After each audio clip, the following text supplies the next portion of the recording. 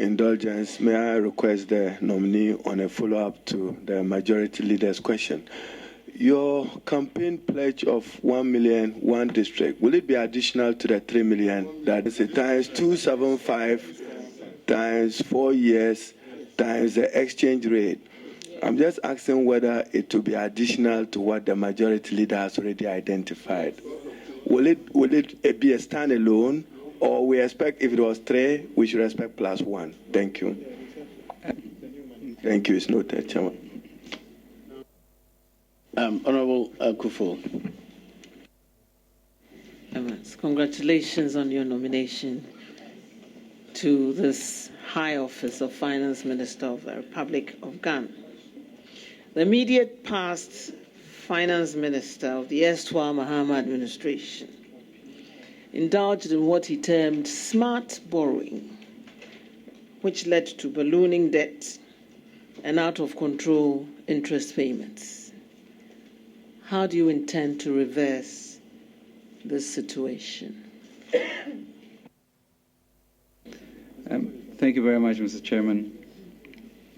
I'm not sure of the terminology, but we all know the end result, which is $30 or so billion of debt that we have to address.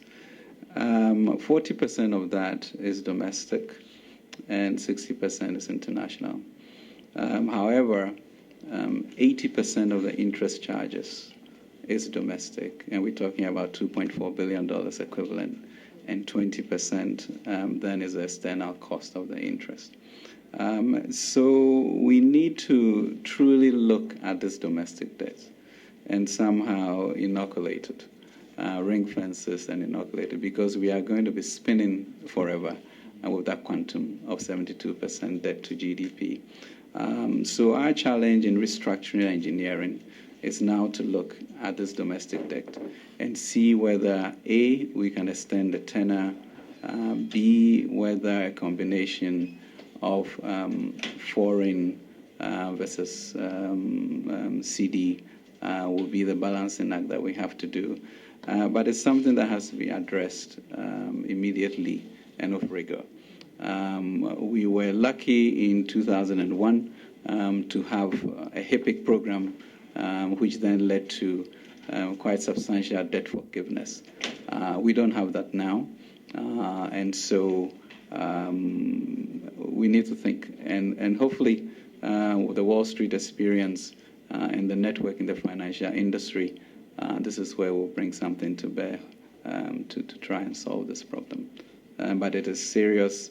It is immediate, and when you know that most of it was used for consumption, it means we are not going to get return for that, and we have to tackle it. Just a follow-up, Minister Designate, follow-up to honourable member's question. Is Ghana HIPIC, and are you likely to declare Ghana HIPIC? He just said that we don't qualify for HIPIC anymore, so I don't think. I think what we can say is that statistically it is equivalent to if that program was alive. When you go beyond 70% of debt to GDP, you are in high-risk distress, maybe the new term that we may be using. But be that as it may, it's what we are confronted with. And I think we can solve it, together between the executive and parliament. And so the tax issues are important because I think we can get more of the broadening. I think compliance is important, and that will help towards that. Oil and gas, there's going to be a little bit of a turn because both TEN and Sankofa will be operational. And then plugging the leakages will be key. So we are, but if we are firm on the protection of the public purse, we should be able to dig ourselves out of this. Well, probably we can term ourselves as a highly indebted middle-income country, so we are HIMIC. Mr. Chairman, you need to raise revenue to finance the ambitious program in the MPP manifesto. Would you consider working with the Ministry of Communications, working in collaboration with the Ministry of Communications to regulate the digital financial services sector, including mobile money, and thereby possibly generate some revenue for government? Thank you, Mr. Chairman. We do already have a talk tax, but there's a new business emerging, which is really the mobile money business. And that we have to sit with both the mobile companies, the banks, and the central bank and communication to come up with something that will be beneficial to the state. Kenya seems to be doing it very well, and I think we can collaborate to make sure that we get something more from that. Thank you. Also indicated that it would like to automate processes of accessing public services, and that would come at a cost if all ministries, departments, and agencies are to automate as many of the operations as possible. We're not very good at paying for our utilities if the annual budget cycle is anything to go by. Would you consider a line item or payment at source for the data services that the ministries, departments, and agencies use to enable us automate the processes which would make governance more effective and efficient? Well, one is to figure out where the money will come from, but the fact of the matter is that automation leads to efficiency and serious savings. And it is an area that also our donor partners are very interested in because it leads to easier accountability.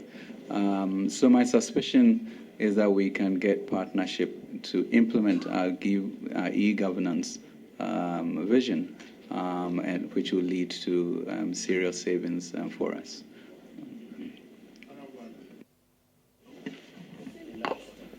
Thank you, Mr. Chitu. Congratulate my colleague, Ken, and to wish him well, and good friend indeed.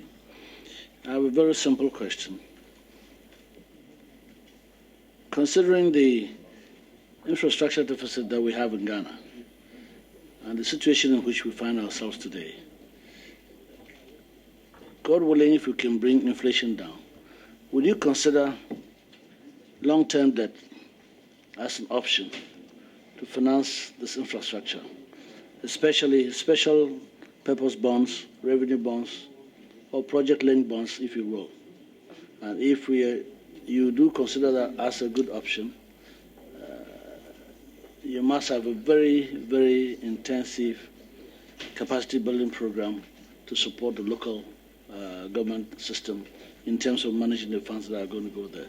What sort of program do you think we can put in place to build a capacity at the local level? So first is the long-term bonds, and then the capacity building at the local level. Thank you. Chairman, thank you. I think that the whole purpose of our proposed decentralization is leading to empowerment at the local level, which consequentially should lead to building capacity at the local level. And so those have to come together. My expectation is that with better managed municipal and district authorities, we should be able to have also a national service program that will lead to more capacity into these places for governance of our country. Municipal bonds, revenue bonds, as you know, are used extensively in other jurisdictions, and that is the way to go. Except that we also need to have a lid on how all of these SOEs, municipal authorities, would raise and use the funds, and therefore, even at the central government, our capacity to be able to monitor and ensure that these funds are used in ways that they should be used. We also have, fortunately, the Ghana Infrastructure Fund that is coming into being. And we know that countries like Singapore now have such funds which are in the 300 or 500 billion level. I think GIIF gives us the opportunity to create such a fund, to bring partners in it and move it to the 3-5 billion mark, which will then go to address some of these very difficult infrastructure issues. But that moves it away from the public sector and relieves us to give further help to the municipalities or other areas in health and education, and that we must do. I think we're going to work together as a country to get very creative about this, knowing our limitations, but also appreciating the goodwill that is out there. To even further support a bond program, you can see how our pensions industry with the NPR has moved to over 6 billion cedis in short order. That can increase, that can be improved, and then that becomes a basis for investing in such municipal bonds to ensure development in those places. Thank you. Second, but short question. Would you consider the water sector as a priority in the issue of those bonds? Thank you. And sanitation, thank you.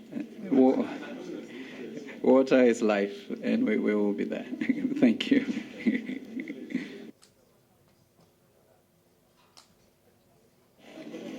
Mr. Permit me to take it from where Honorable Kofi-Atta just left off. Infrastructure development is key to national growth and development. Let me ask, in view of the cuts you are anticipating within your budget, the tax reductions and all those, and in reference to page 13 of your manifesto, there will be an increase in infrastructure expenditure as a percentage of GDP to eliminate critical bottlenecks in the areas of roads, rail, aviation, water, sanitation, and energy. And we will distribute infrastructure fairly and comprehensively, underwide comprehensively, across all parts of the country.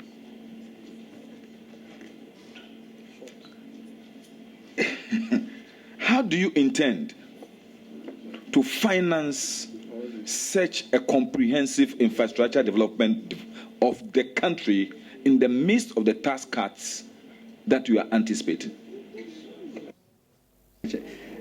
I do want to really firmly leave the clear impression that the country may seem broke, but it's absolutely not broken. And that there are ways in which we can do this work.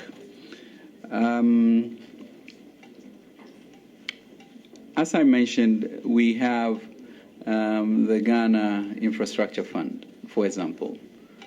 I believe we can increase this to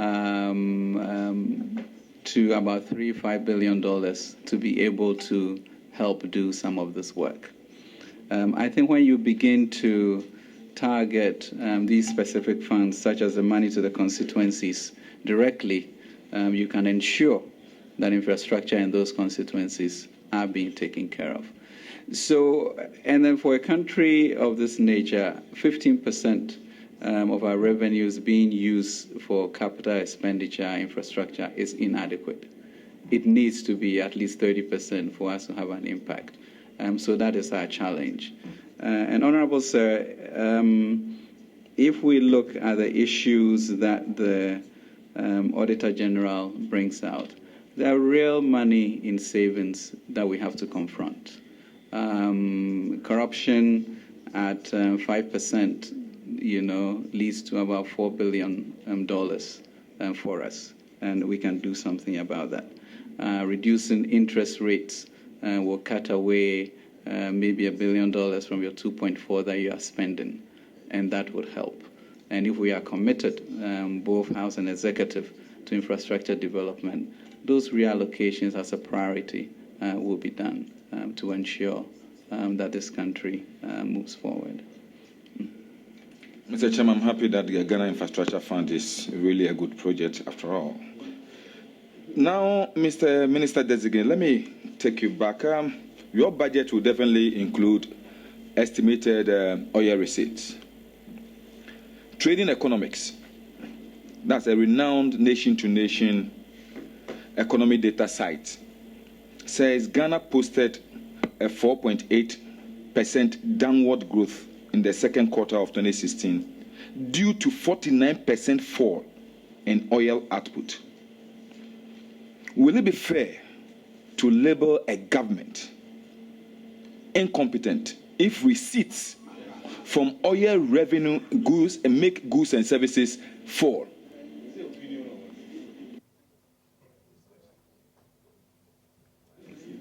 Mr. Chairman, it's difficult to accept. Thank you. Yeah. Is that right? And opinions are not to be solicited by questions. Will it be fair?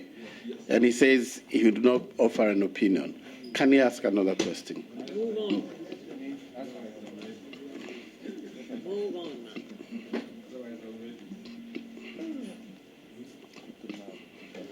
Mr. Minister Designate, what are the real fundamentals of Ghana's economy? Economic fundamentals or social market?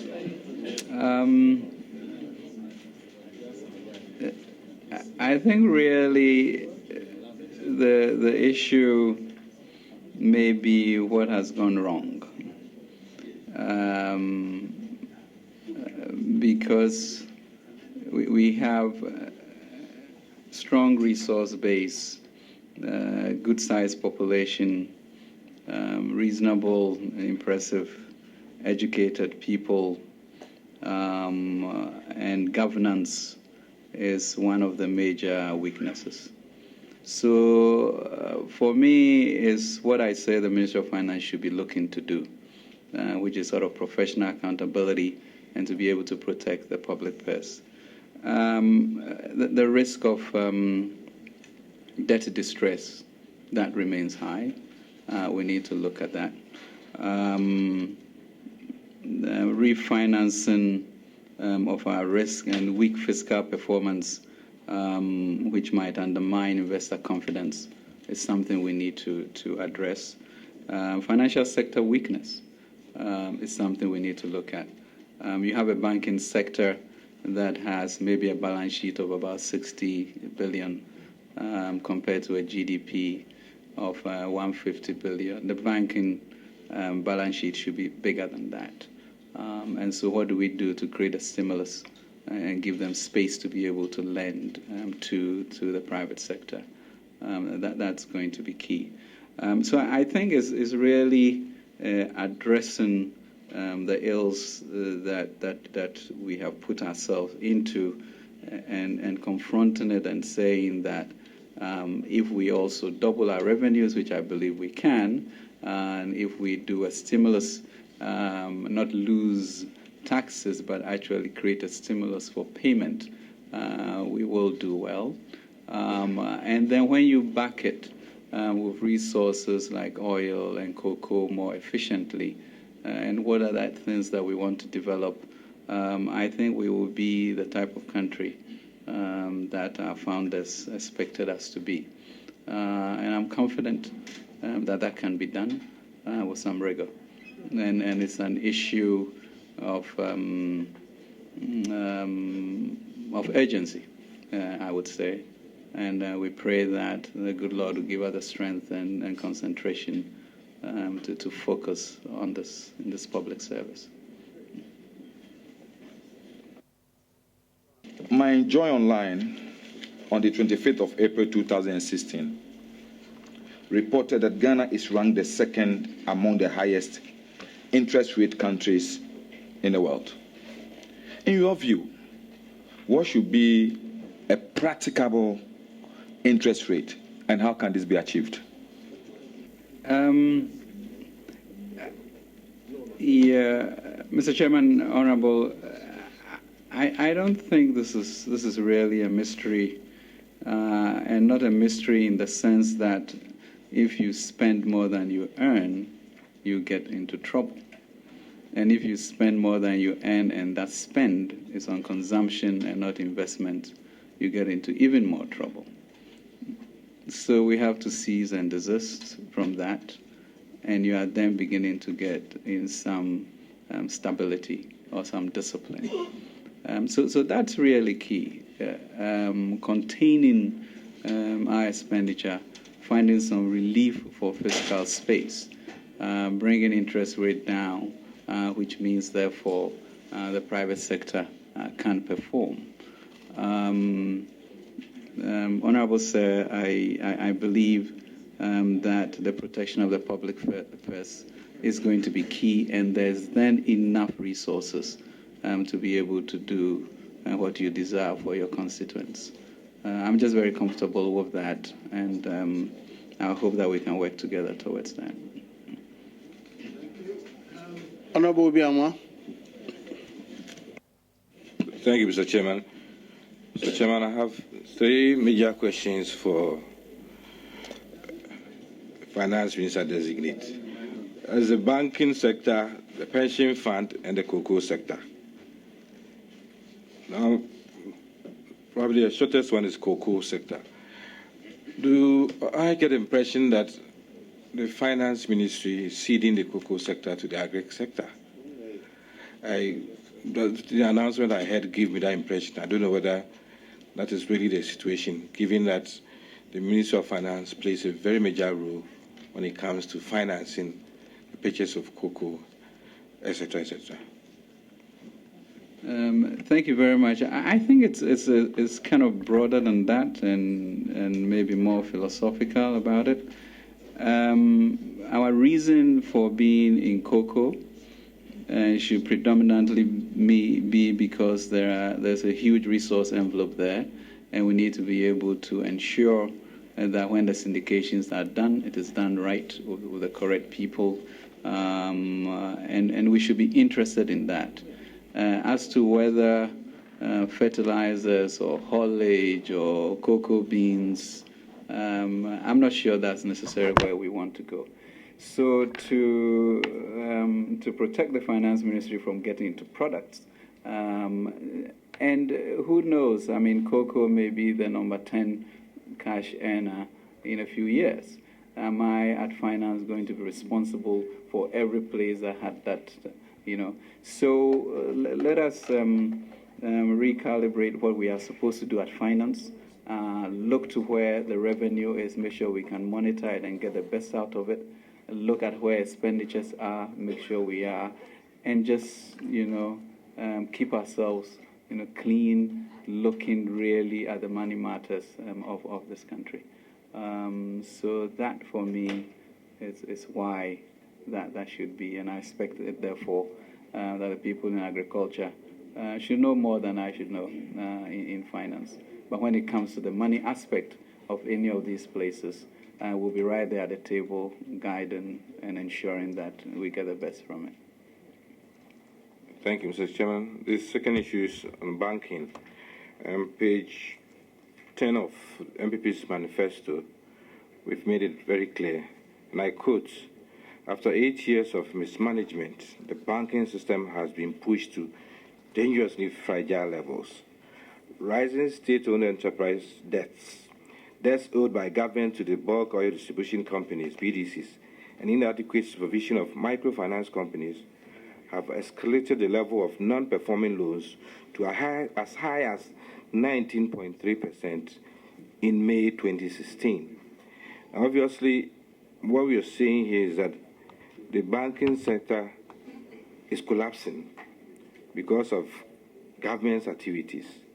How do you think we should address this, given how relevant the banking sector is to this whole economy and what we plan to do going forward?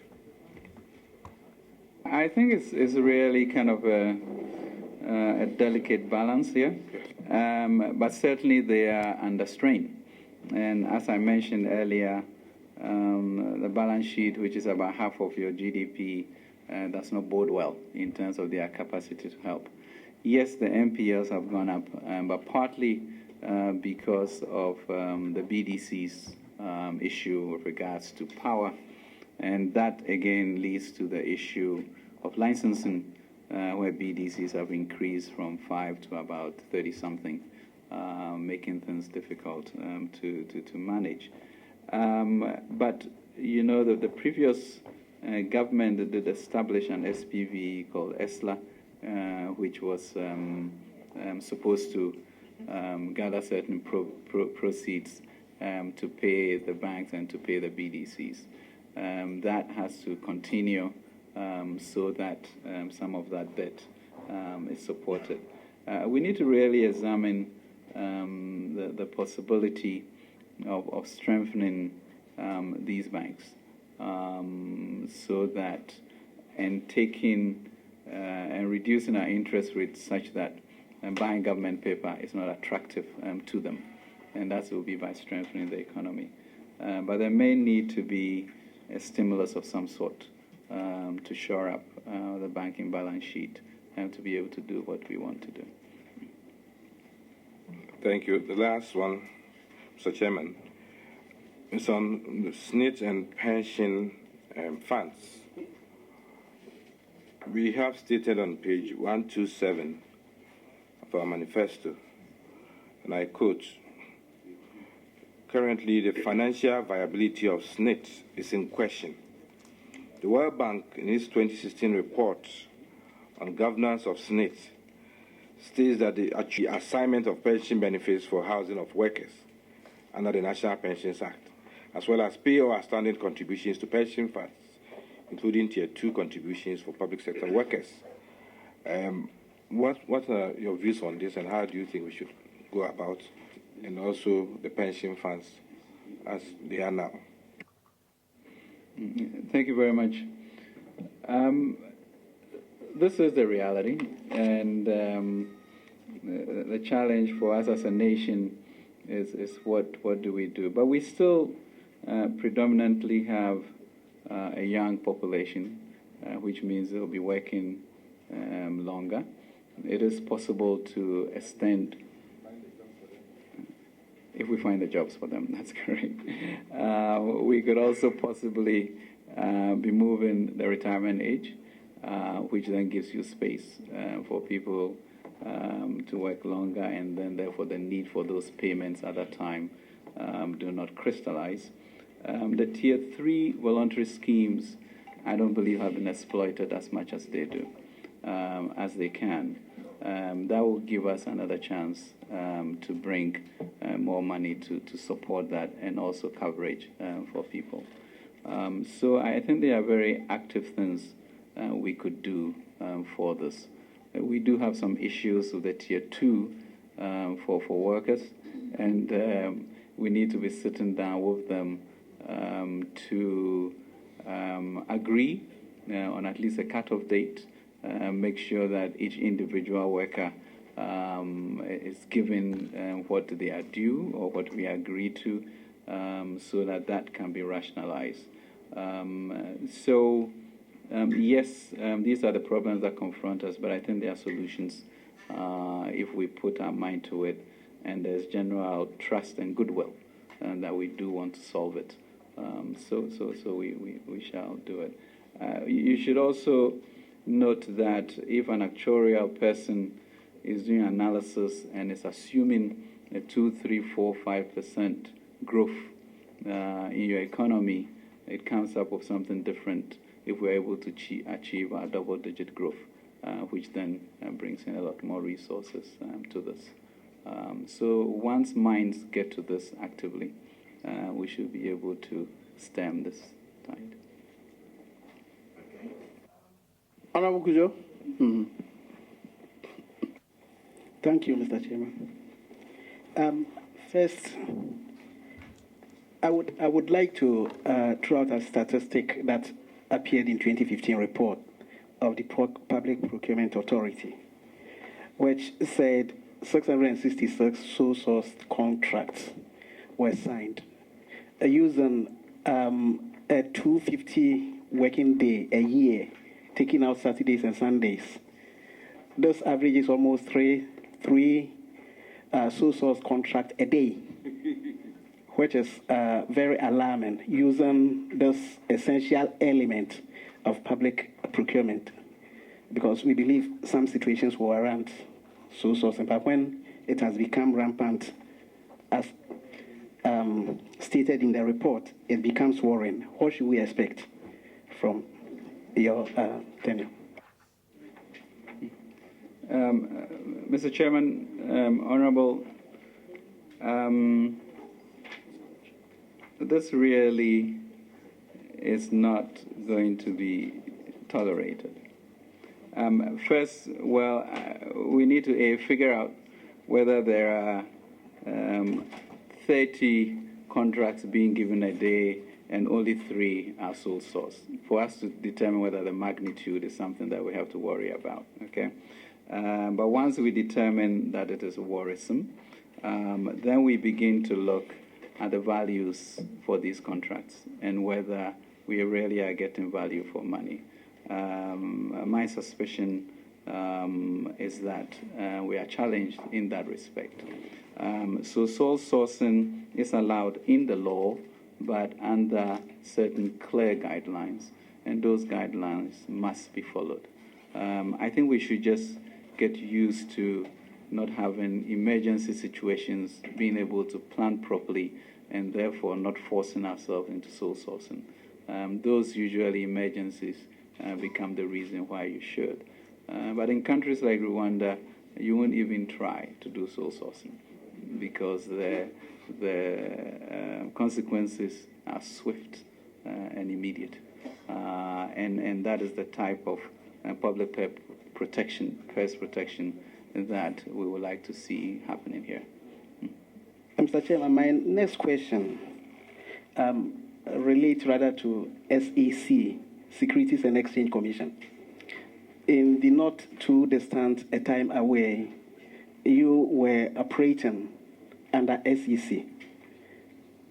Today, SEC is going to operate under you as one of the agencies. They say change has come, so this is, I guess, is expected.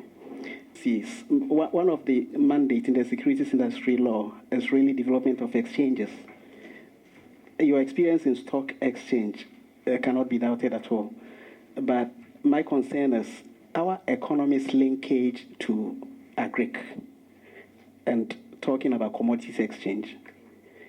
Because the financial sector, as it stands today, is delinked from the agric sector. If you look at bank portfolio, financing agric activity, what are we to expect in development of commodities exchange or any appropriate instruments that would channel funds from the financial sector to the agric sector to attain the aggressive, rather agric production we have outlined? Thank you. Thank you very much. Agriculture is going to be key to our industrialization, and we can't be sort of wimpish about that. We need to confront it. A commodity exchange was started. I remember, I think Honorable Haruna was spearheading part of the effort of the commodities exchange. I don't currently know the state in which that is in, but that is something that one can promote quite easily with the correct skill set. But agric, as you know, is long-term capital to be able to do this. And we have somehow been able to do cocoa well and somehow not translated that same skill set into other selected commodities that we could do. So there's a lot of learning there, and our hope is that by moving cocoa into agriculture, those learnings will be in the ministry for them to be then more aggressive about cashew or any other products that we have. As you realize, I was also chair of a private equity fund for agriculture, which invested in about 8 countries on the continent. So there's knowledge of creating private equity funds which are specific to agriculture to support that drive. I'm also expecting that with the decentralization and with us being able to advise on how districts' monies should be used, coupled with the constituency monies that we are allocating, we'll be able to direct a lot more into agriculture and keep people where they are. It is a noble profession, and I think we can make them a lot wealthier, and that's my hope. Thank you. I'm not done. I have asked 2. Third one. And yeah, Patrol.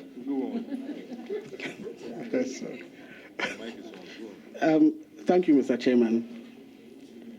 My third question rather relates to your background as an analyst at the New York Stock Exchange, on Wall Street, let me put it that way. Hedging of crude oil prices. As a country, we find ourselves as a producer and as importer, such that if oil prices are going up, on the revenue end we gain, but on the import end, our exposure to thermal plants and even fueling the economy generally, we tend to exactly. And so in between there is a delicate balance of use of the hedging tool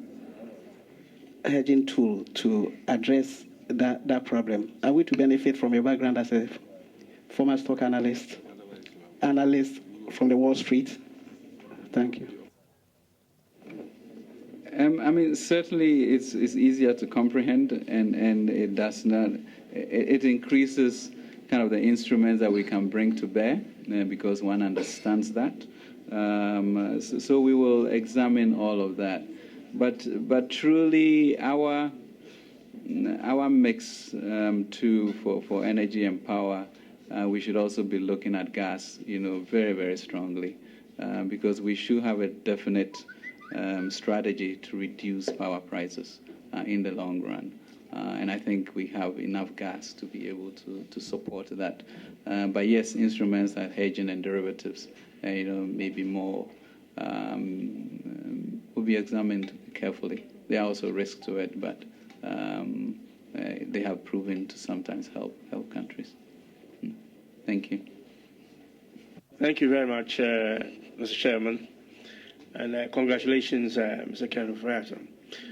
Just want a bit of a clarification on a question asked earlier on by my honourable friend, Tema West. Tema Lenot, sorry. I'm sorry, honourable. Yeah. With regards to zero financing, I'm not quite sure whether you were indifferent, but it's quite critical that we understand what your position is. At the moment, under the IMF program, we are doing zero financing. It's something we've agreed with IMF. It's something that has been approved by this House. I want to know whether, because there are 2 schools of thought on this, I want to know whether you are for zero financing or you are not. And if you are not, why? For the record, the House did not approve zero financing. The law we filed was 5% financing. Okay, but we are currently doing zero financing. That's the IMF thing. Right. What law the bill Parliament passed was to allow finance. All right, thank you very much. Chairman, but still allow him room because the minister-designate is aware that beyond the act which was passed by Parliament, there was an MOU between the government of Ghana and IMF to the issue. That is not an issue. It's an issue. It's a factual issue. No. Which borders on. Okay. I'm just helping This is a meeting of record. Yes, Parliament passed an act. There's been disrespect to that act of Parliament because of an MOU, which MOU was signed on 0% financing by BOG.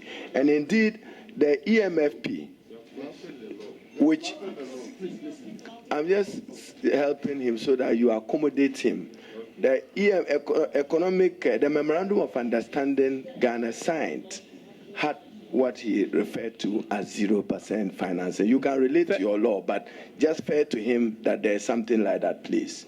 Thank you very much. Correcting the record that he said Parliament had passed a bill for 0% financing. And that's what I wanted the record to reflect, that Parliament did not pass any such thing.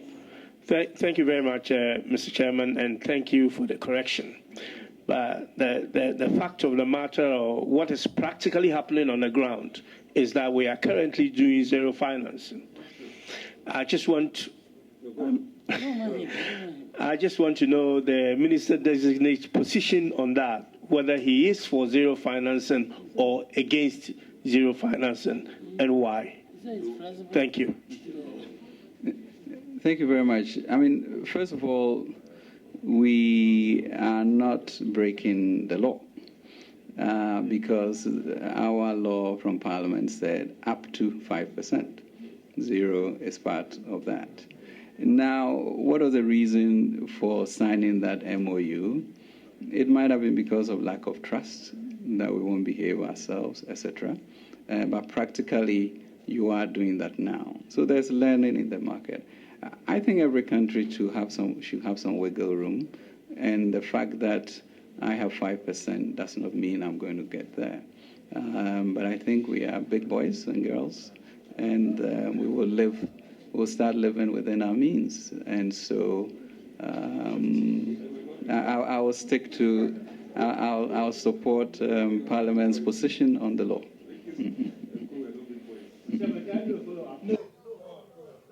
Kwame Agbeja, please, one more. Thank you very much, Chairman. Congratulations, Minister Designate. I was excited when I heard you talking about how we're going to attempt to jumpstart, as you put it, VALCO, to see what we can do with the bauxite that we have. We all know that VALCO came into being partly because we had cheap energy those days from Akosombo Dam. Unfortunately, that resource is not available today. You talked about the possibility of bringing in investors to see how we can activate that. That would tell me that you have a plan to have cheap energy to be able to power that plant, because it's a heavy industry requiring a lot of energy. I think the previous government under President Mahama was able to add about 1,000 megawatts. Other projects are still in the process of completion. The hope is that if we are able to add on with all those projects completed in time, we might have excess energy to be able to do that. Can you give us the assurance that you would see to the fruition of all those pipeline projects in energy? Because if they fail, it means that your vision of reactivating this wouldn't happen. If you go to page 40 of the NPP manifesto under energy and petroleum. Sorry, are you asking a question or making a statement? Can you make your question concise? Because yes. Okay. You're just giving a window. Okay. Don't turn into okay, all right. On page 40 of the NPP manifesto, it says that we would end DUMSO in the short term through government liquidity injection, restructuring of debt, and securing a firm commitment of the reliable supply of energy. B, reduce taxes on electricity tariff to provide immediate relief to households and industries. What is your definition of immediate relief to that? So those two things, the VALCO and the immediate relief to energy. Thank you very much, Chairman. Thank you very much.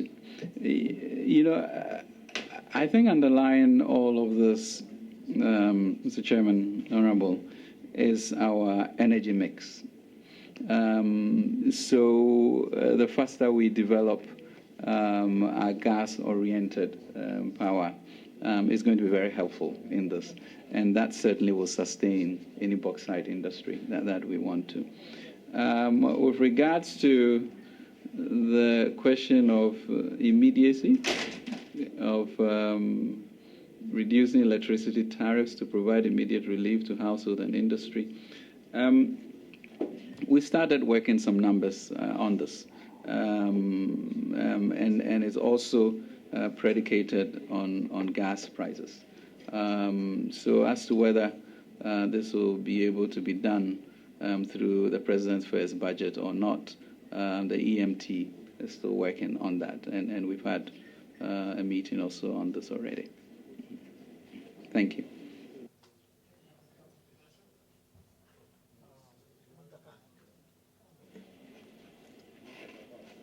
Thank you very much, Mr. Chairman.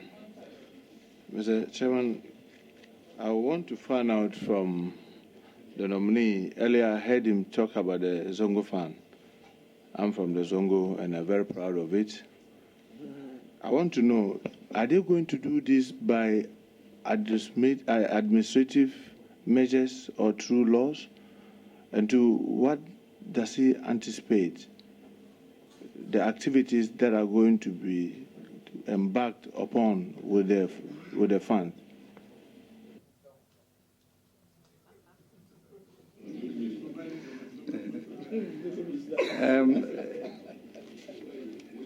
Thank you very much. Our manifesto, we're going to have 3 development authorities, Northern, Middle Belt, and Coastal. And therefore, resources of this nature are going to be funneled through these authorities for it to be. As to the administrative structure in each of the Zongos that would then tap into this, that is not fully fleshed out. But the commitment to put the resource aside is real for us, and it will come through the first budget that the President submits to the House. Thank you, Mr. Speaker. Did I hear you say that you renegotiate the IMF?